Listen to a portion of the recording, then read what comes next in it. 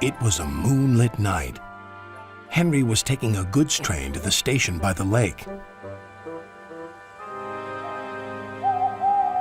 "Whenever that owl hoots, a mist rolls in," murmured Edward. "There's a legend that when the mist's about, there's a ghost about too. Take care on the old line, Henry." "Stupid bird," said Henry. "Owls, mists, ghosts. Edward's going soft at the boiler. There's no mist." But Henry was wrong. "What's that?" cried Henry. "It's an amber lamp," murmured his driver. "That means proceed with caution." "Who's there?" No one replied. Henry crept slowly forward. He stopped by a tree. It had a sign nailed to it, "Beware of the viaduct." The driver was surprised. No one warned us about that before. And look, the signal's red. And the gates are closed. And there's a fogman's coat. But where is its owner? Then they saw a light move within the station building. "Ghosts!" exclaimed Henry. "Edward was right." "Something very strange is happening," said his driver. "I think it's best we go back." "So do I," agreed Henry. By morning, the mist had cleared. A workman was talking about the unsafe viaduct. "Lucky you didn't cross it last night." "Yes, but we don't know who warned us," replied Henry's driver. Later that day, he spoke to Henry. "The viaduct has been repaired. We can take our train back along the old line tonight." Henry really didn't want to.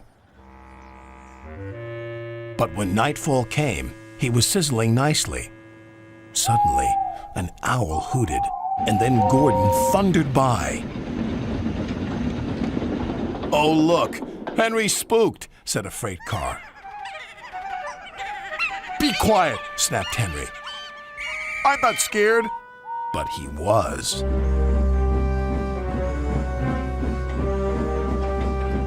A little later, the fog came down.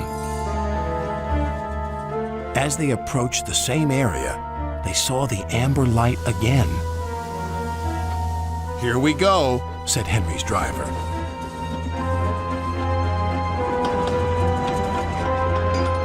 Then, unknown to Henry, the gates mysteriously closed by themselves, and the signal went red. The freight cars had seen everything, and they were spooked. "Faster, faster! There's a ghost about!" "Stop, stop!" yelled Henry. A mysterious figure watched Henry go by. Ahead was a landslide blocking the line. Henry braked hard, but the freight cars hit some of the rubble and plunged into the ravine.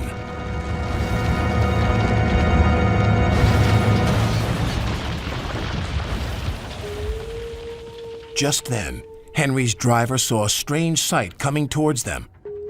"What's that?" he said. The fireman laughed. "That's our ghost. It's Old Bailey, the fogman." Old Bailey was very cross. "I tried to warn you about the viaduct. Why didn't you pay attention?" "We're sorry," replied the driver. "Is there anything we can do to thank you?" "I'd like to operate that old station. If you let me, I promise I won't spook Henry again." And in a little while, Old Bailey's wish was granted. "You and your station will be really useful," said Sir Topham Hatt. "Let's hear a hearty thank you to the friendliest, ghost on the island." Everyone cheered, especially Henry, who was the happiest of all.